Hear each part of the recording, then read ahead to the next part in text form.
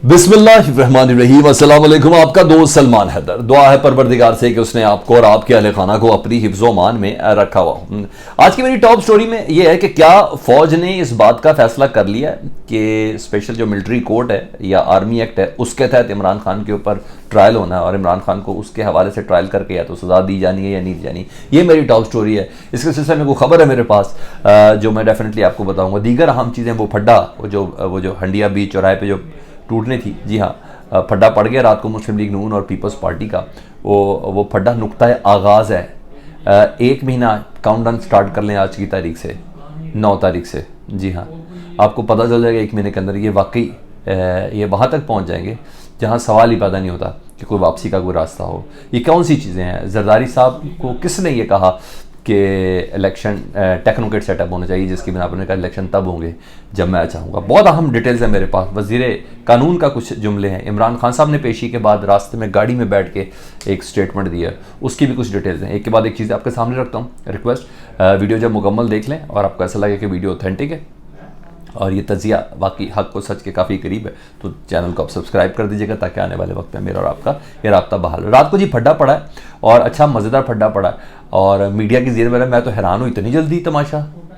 अभी तो खान को फिक्स पूरा किया भी नहीं तो ये गेम स्टार्ट हो गई और हर आने वाले दिन में ये बढ़ेगा। नून लीग और पीपल्स पार्टी में दूरियाँ बढ़ती हुई नज़र आएंगी और ये या मेरी फोर्स ही है या पाकिस्तान की सियासत में ये बद्दुआ है।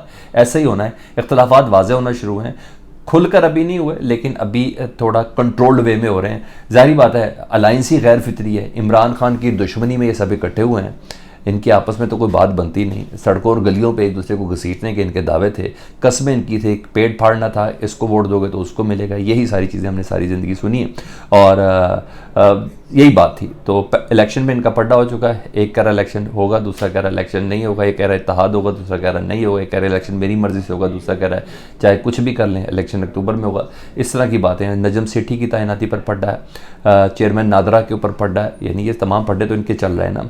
अब असल लड़ाई शुरू हुई है जिसने अब आगे बहुत ज़्यादा अहमियत इख्तियार कर दी है। आगे फड्डे ही अब यही वाले हैं, ये मैं आपको बता दूं।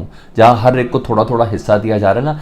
आज मेरे एक साहब से भी बात हो रही थी, मैंने कहा मैं वो बात आपको ज़रा बता दूं। तो मैंने कहा इमरान खान तो टोटल मेजोरिटी का दावेदार है और बड़े क्लोज हैं वो इस्टेब्लिशमेंट के वो साहब जिन्होंने बताया कि इमरान खान तो 2/3 मेजोरिटी का दावेदार है।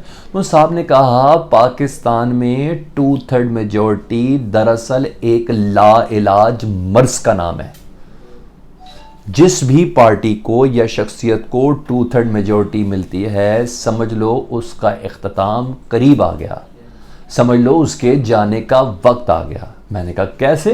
तो वो साहब बोले नवाज शरीफ साहब वाहिद पार्टी थी जिनको 2/3 मेजोरिटी मिली थी 2 बार और दोनों बार वो रुखसती हुए हैं। तो 2/3 मेजोरिटी किसी तुर्रे का नाम नहीं है, कोई सियासी कदावरियत का नाम नहीं है। ये पाकिस्तान के अंदर जो है, पाकिस्तान के अंदर सिर्फ ये एक लाइलाज मर्ज का नाम है और जिसको ये मर्ज मिल जाए कुछ लोगों की नज़र में उसका जाना ठहर जाता। अच्छा, बहरहाल मैं उम्मीद करता हूँ कि मैंने आपको ये बात समझा दी। लेकिन उधर अब फड्डा असल शुरू हुआ है। सरदार तनवीर इलियास साहब की बाग की सीट थी जी, बाग आज़ाद कश्मीर की ज़िमनी इलेक्शन थे। इतना अहम था कि मरियम बीबी खुद गई, बड़ी धुआंधार तकरीर की 20 मिनट की जिसमें इमरान खान करती रही। बिलावल साहब भी खुद गए, बल्कि 3-4 दिन स्टे भी उन्होंने किया और कश्मीर के हवाले से यकजहती भी कर दी और ये सब चीज़ें थी। तो नताइज पर फड्डा पड़ा रात को, अच्छी खासी जी शुरू हुई और मुस्लिम लीग नून ने पीपल्स पार्टी पे बाकायदा धांधली का इल्ज़ाम लगा दिया। क्योंकि छोटे मोटे को उधर के मकामी रहनुमा की बात नहीं करा। अता तारड़ साहब ने ट्वीट किया, उन्होंने कहा जो तारीख के ज़िमनी इंतखाब में मुस्लिम लीग नून को वाज़ेह बरतरी हासिल है। बाग के इस ज़िमनी इंतखाब में धांधली की इतलात मौसूल हो रही हैं। जीत नून लीग की होगी। मुमकिन ही नहीं है कि कुछ पोलिंग स्टेशन में 80 से 90% पोलिंग हो जाए और बाकी में 30 से 39% हो जाए। रिजल्ट ये बगैर नहीं जाएंगे। बल्कि अता तारड़ साहब ने तो बाद में पीपल्स पार्टी के लोगों के ठप्पे लगाने की वीडियो तक शेयर की हैं, वो भी कर देते। मैंने कहा यह नुक्ता आगाज़ है। उधर पीपल्स पार्टी कह रही है धांधली का वावेला ना मचाएं, अवामी फैसले का एहतराम करें, मुश्ताक मनाज साहब को शिकस्त और ये सब चीज़ें और घर, ये तमाम चीज़ें। तो बहरहाल मुझे इतना भी पता है प्लानिंग ही यही है पीपल्स पार्टी को जिताना है, ठीक है। क्योंकि मरकज़ की हुकूमत पीपल्स पार्टी को देने के हवाले से सारी एक स्क्रिप्ट अब जो तैयार हुआ है ना, तो नहीं तो एक सूबे की जमात को क्या ये कैसे हो सकता है? क्या कॉन्ट्रीब्यूशन है पीपल्स पार्टी का इस वक्त? तो ये सब चीज़ें तो नहीं तो तकरीर तो बिलावल ने उस वक्त भी की थी जब कश्मीर के मेन इलेक्शन थे। तकरीर तो बिलावल ने गिलगित बल्तिस्तान में उस वक्त भी की थी। मरियम ने मैं सब उन जगहों पे साथ साथ आए होके। तो ऐसा क्या है, तो बीच चौराहे पे हंडिया पड़ने वाली है जी। और इनके आपस में इख्तलाफ अब बहुत, 1 महीना कह रहा हूँ, मार्क माई वर्ड्स, अब देखिएगा ये क्या होगा, ये खीर कोई और खाएगा। अच्छा, जरदारी साहब के हवाले से बड़ी हैरानकुन खबर आई। पीपल्स पार्टी के सीनियर रहनुमा हैं पंजाब के हवाले से, बल्कि वो पार्लिमानी लीडर हैं जी, हसन मुर्तज़ा। उन्होंने कल एक इंटरव्यू दिया। उन्होंने कहा बाज़ लोग, ये जुमला गौर से सुनिएगा, बाज़ लोग मुल्क में इलेक्शन नहीं कराना चाहते, वो टेक्नोक्रेट के जरिए मुल्क के सिस्टम को आगे बढ़ाना चाहते हैं। जब ये इतलात आसिफ अली जरदारी को पहुंची तो उन्होंने नाराज़गी का इजहार किया और फिर कहा जब मैं चाहूँगा इलेक्शन होगा। ये बाज़ लोग मुल्क में इलेक्शन नहीं कराना चाहते। ये बाज़ लोग कौन है? ये पीटीआई है? नामुमकिन। ये कौन है? नून लीग है? चले, नून लीग का सियासी स्टेक बिल्कुल ख़त्म हो गया, मे बी पॉसिबल। क्या इस्टेब्लिशमेंट की तरफ ये कह रहे हैं वो बाज़ लोग? तो एक पड्डा कहीं अगर इस्टेब्लिशमेंट की तरफ इशारा, तो इनका पड्डा मुस्तकबिल में इस्टेब्लिशमेंट से भी होने वाला है। जी हाँ, तो क्लियर किया ना कि जरदारी साहब कह रहे जब मैं कहूँगा। उन्होंने कहा ये वजह थी। जरदारी साहब को खबरें कि बाज़ लोग इलेक्शन नहीं करवाते। तो ये कौन लोग हैं? मेरा एनालिसिस ये बाज़ लोग में मौलाना फजलुर रहमान है। उन्होंने पिछले कहा था अभी तो ये फैसला करना है कि इलेक्शन होने या नहीं होने, मुल्क के हालात जिस तरीके से हैं, इकॉनमी का बेड़ा गर्क है। अब ये सोचते हैं, कुछ 6-7 दिन पहले उन्होंने ये कहा था।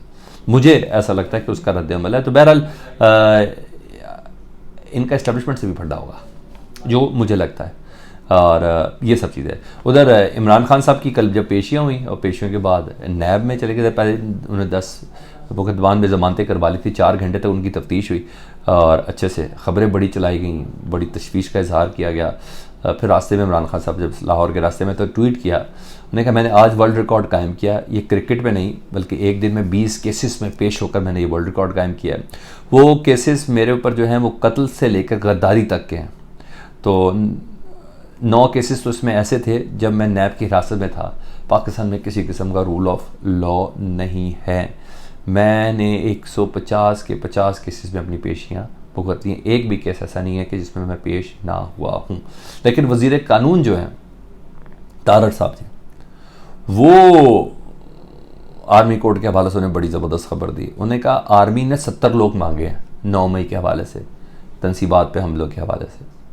उनमें इमरान खान का नाम नहीं है। तो यानी अभी फ़ौज ने भी ये फ़ैसला नहीं किया, ये डिसाइड नहीं किया कि इमरान खान साहब का ट्रायल आर्मी अदालत में होना है, फ़ौजी अदालत में होना है या नहीं होना है।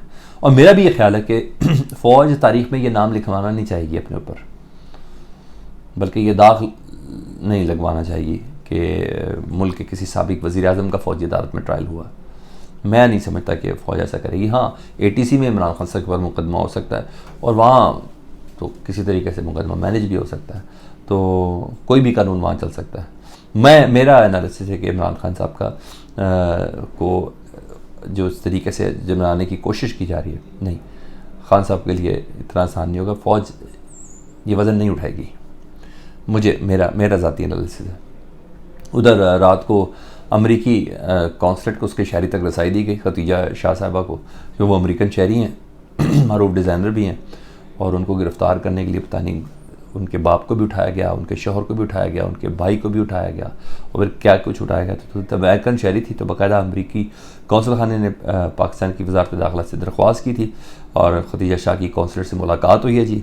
उन्हें मुकम्मल तफसीलात मांगी, मुकम्मल तफसीलात खतीजा शाह ने दी और यहाँ ये गवर्नमेंट फंस गई है।